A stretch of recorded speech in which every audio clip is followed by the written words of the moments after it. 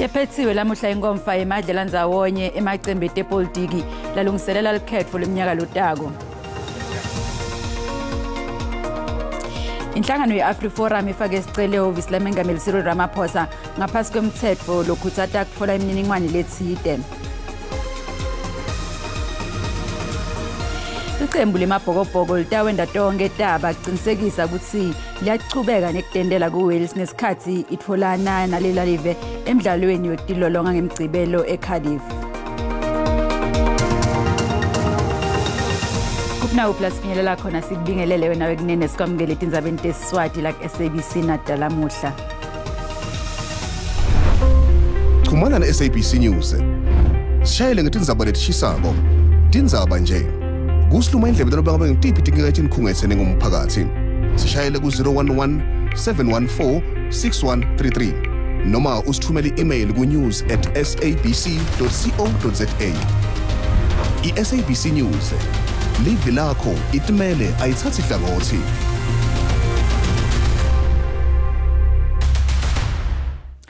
Yephethiwe lamhla inkomfa emadlela ndzawonye emacembe etepolitiki lalungiselela likhetfo leminyaka lotako.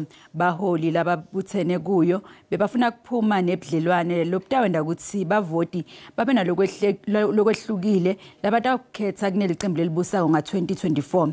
Lanini ke sinemhleli wetindzaba tetepolitiki lapha eSABC Mzwandile Mbeje. Asikubingelele sikwamukele mhleli. Sibingelele labalaleli nababukeli. Cacisela umbukeli nge-moonshot pact ukuthi ingabe iyini ihloseni kanzi ngibani lotawuhlomula kuyo.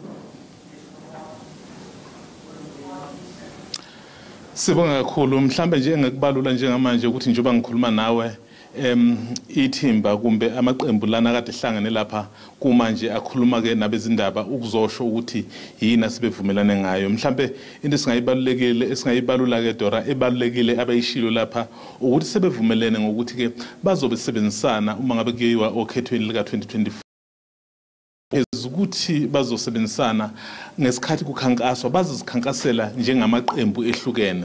Kuyothi ke mangabe ke sekuqediwe ukuvota bese bebona ukuthi ubani nobani uthole amavoti angakanani bese ke beyahlangana uma kuukuthi elinye lamaqembu alikho elifike ku 50 plus. Uzokhumbula phela ukuze ukwazi ukwakha uhulumeni kufuneke uthole amavoti angu 50 kuya ngaphezulu. Lamaqembu ke ngoba ayazi ukuthi ngokwamavoti asengaphansi kwalokho aqoke ukuthi awasebenzisane.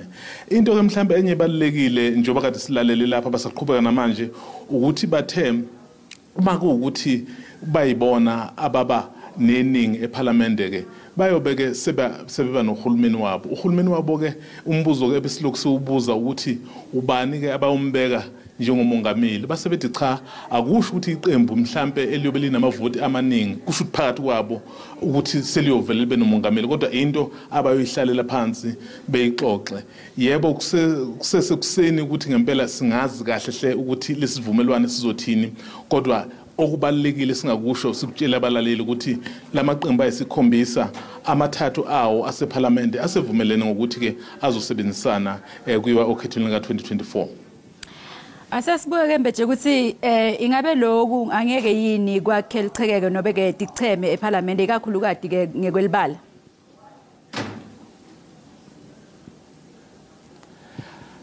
Angiboni kanjalo ngoba phela amaqembu ahlangane lapha uzokhumbula iDA, iFreedom Front Plus, iIFP, Action SA, UIM, SNP kusho ukuthi iwona amaqembu lawo mawabheka ahlanganisa yonke inhlobo yabantu. Angicabanga ukuthi lokho kuzobenza ukuthi behlukane ngokwamabala. Into ebalekile Dora ukuthi ngabe bazokwazi yini ukuthi bengagcini nje ngokukhuluma ukuthi bazosebenzisana kodwa bazokwenza lento abavumelene ngayo la ngoba phela kulula ukukhuluma kodwa ukwenza kuthanda ukubanzinyana.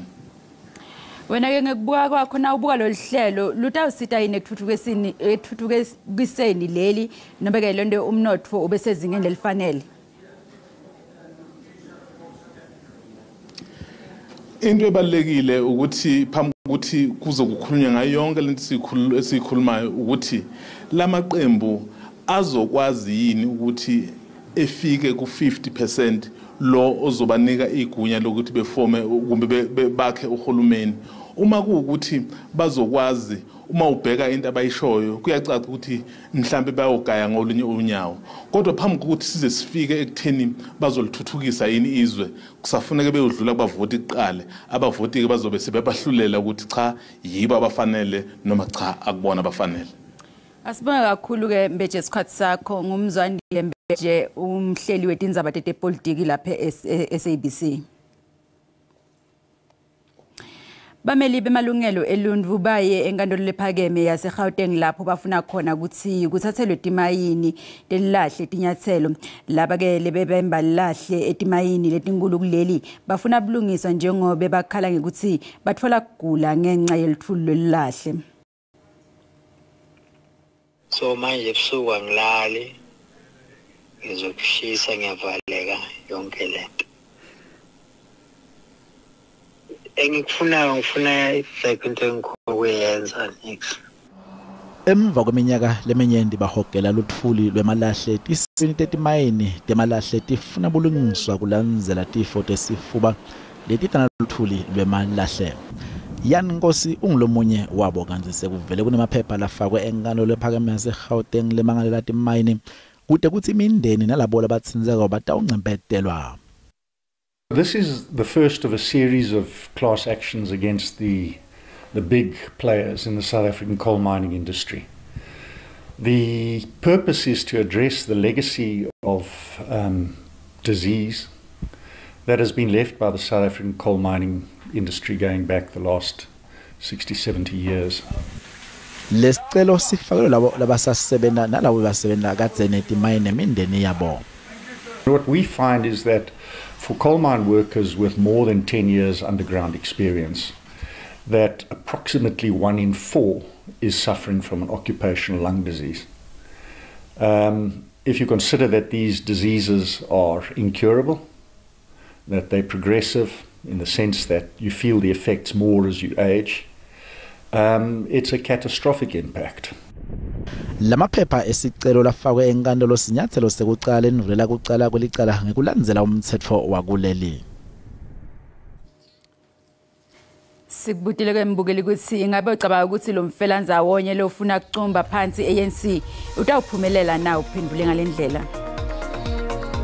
Bona bangaphumelela bayiqumbe phansi ANC phinde iwari yam uhulumende wendibanisela uxabana njalo akazi nayo i-service delivery. Sibonile eNelson Mandela Bay nakumasipala abaninzi basoloko bexabana. Ngamaqela ozopolitiko ayisoze ilunge lento afuna uyenza. I-ANC isezawulawula and izokuphumelela koluvoto. Angiliboni mina lolu hlelo luphumelela ngoba ukubambisana kwamaqembu kusinika inkinga kakhulu. Kumanje komasipala sixakekile, omasipala abahlaliseki, omasipala abanakho ukubambisana, idingo aziyi kubantu ngenxa yokuthi babuye bashiyane lapho kuyivumelano zabo. Leli hlelo ngeke laphumelela ikakhulu ANC ngoba iANC idlale indima lebalekile kakhulu kuleli lidwe lonke nje. Kude lokutawuvimba iANC kuleli khetho lelitako. iANC bantu labanyende kakhulu basayithanza kuyothatha isikhathi lesithe ukuthi iphume. Kanzilena ke ngombono wombukeli SABC ngeke etfesa ukuphendulela ngawo.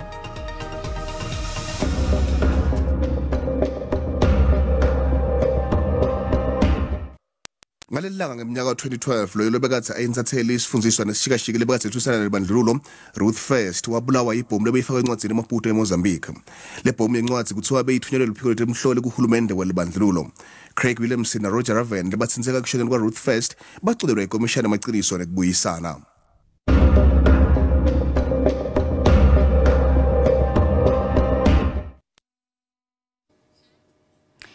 Wethule bufakazi bakhe lamuhla Sergeant Thabo Musiya longilomunye wemaphoyisa la yakhabokheli Khumalo kulandzela kudutshulwa kubulawe Senzo Meyiwa.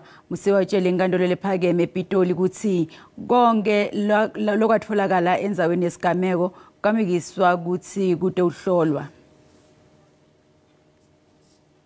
Bakhe umuhle Sergeant Thabo Mosiya longomunye amaphoyisa la yakhabokheli khumalo ulandzela kudutshula kubulawe lona bekanginozinto eOrlando Pirates nebafana Senzo Meyiwa Mosiya ulandzise inkantolo ngalaba kwenda nabafika enzaweni yesigameko uthi lebe bakufuna kakhulu kulenhlavu leyabula la Meyiwa Kihlahlubile kitchening ngazama ke ukuphenya ngiye ngaphenya khona ngase kitchen and li sitting room mo batho bane ba dusiteng ngaphenya nangalapho ke and lebaka la ka ke ne ke shebana haholo le cartridge case kapa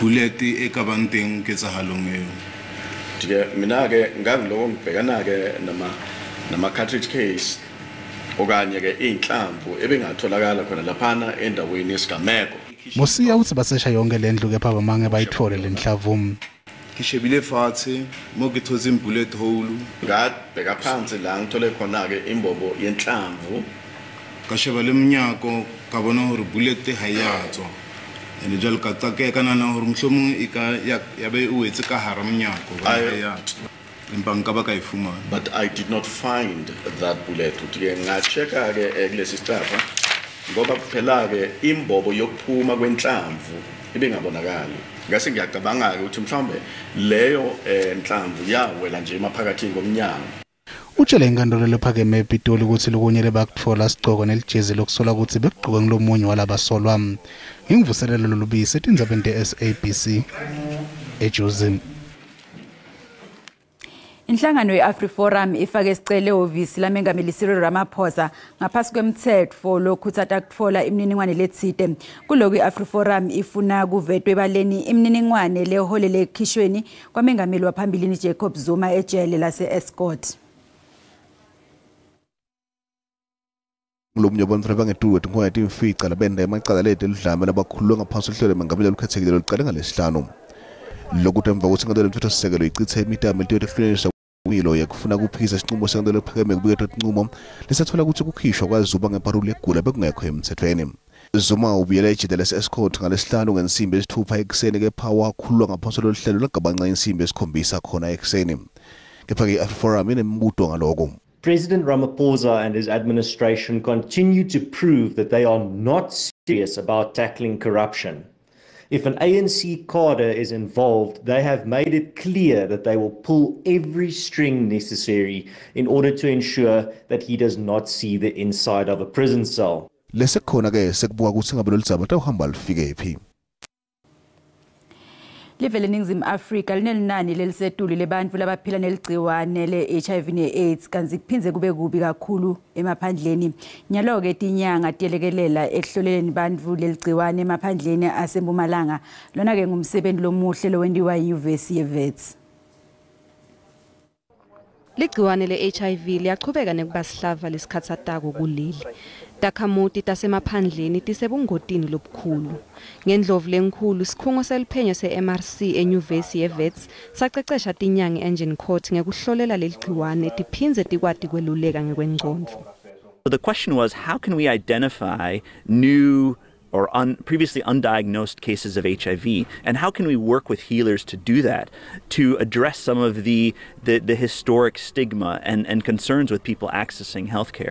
Kwaqeqeshwa tinyanga letilishumi nesihlanu kanti sekuhlolwe bantfu labalinganiselwe emakhulwini lasihlanu. They have confidence in traditional healers, hence the number of people that we have tested by now. And also they are able to refer clients whom tested positive to the clinics. Kungumcasa kuthola lusito lwetemphilo emaphandleni. Imitfolamphilo ihlale igcwele akunamfihlo kanti kwexwayeka lokuthi ne-HIV kusekunyenti. If someone will tell him that first you have to go to the clinic, he or she think that maybe you don't want to help here. Sekukhona ke laba babata umsebenzi wagogo Mashabane. He sees me that I'm not comfortable enough. He will confront me and tell me in such a way that I can see myself that I'm still a human being. Tingetulu kwetinkhulungwane letimbili tinyanga letelapha ke Bushbuckridge kuphela. Lolu hlelo lokuqeqeshwa kwato lusetawukuya kuleminye imimango kungakachubeki velonke.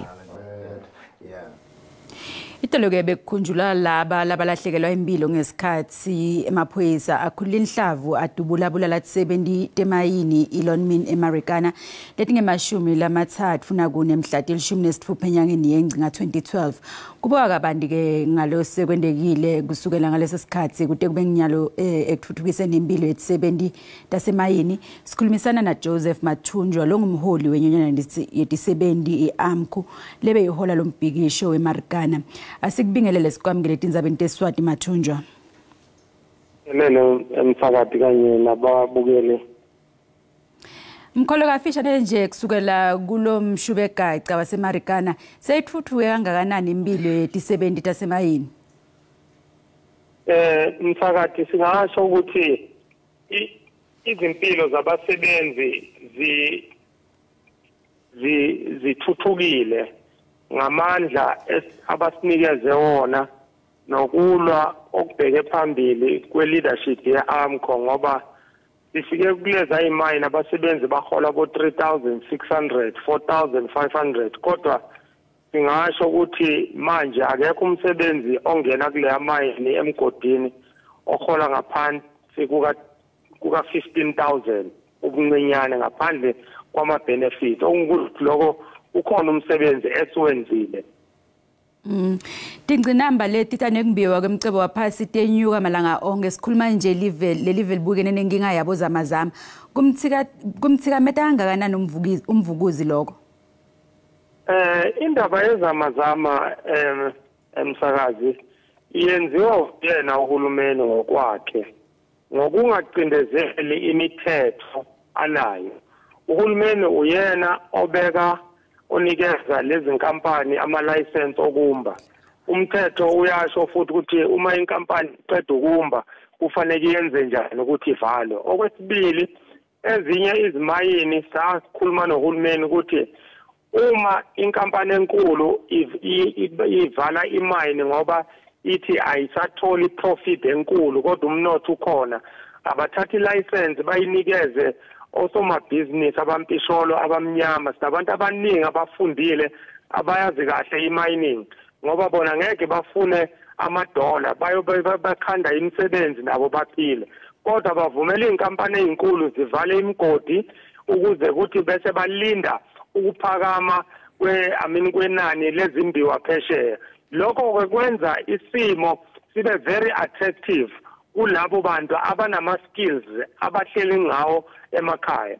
So uma ngabe lezi mayini zingavulwa zisetshenzwe kuqashwa abantu ngendlela efanelekile izimo zezamazama zinganqandeka kakhulu. Sesiphetha ke Mvubu le mindeni leyalahlekelwa abantu kulesibhicongo saseMarikana sesimeni lesinjani ngabe sesimeni lesingeso? Usho yini angizwanga kahle msakazi. Imindeni leyalahlekelwa ngemalunga ayo ngalesa sikhathi sesibhicongo saseMarikana ingabe sesimeni lesinjani?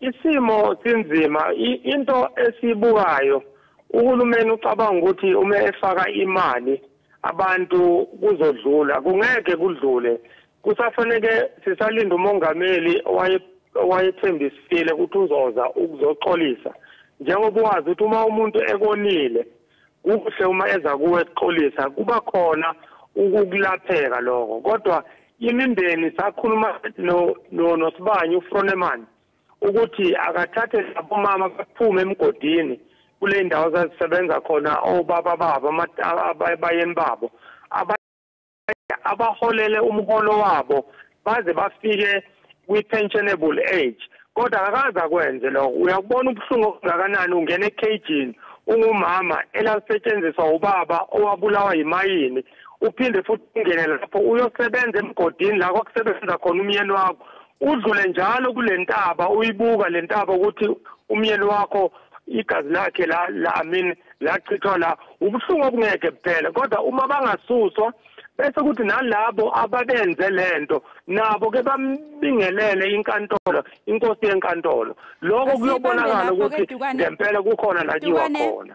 Asibambe lapho ngenxa yesikhathi sethu bese sesiyibeka lapha inkulumo yethu. Yeah. Joseph Mathunjwa umholi we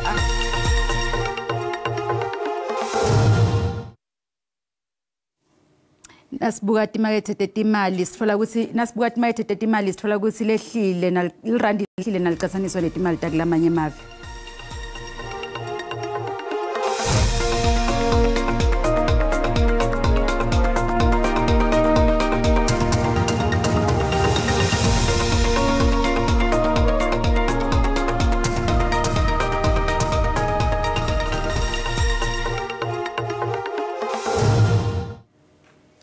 Iqembu lemabhokobhoko litawenda tonke taba qinisekisa ukuthi liyachubeka nekutendela kuWales ngesikhathi litfolana nale live emidlalweni yokutilolonga ngemgcibelo eCardiff.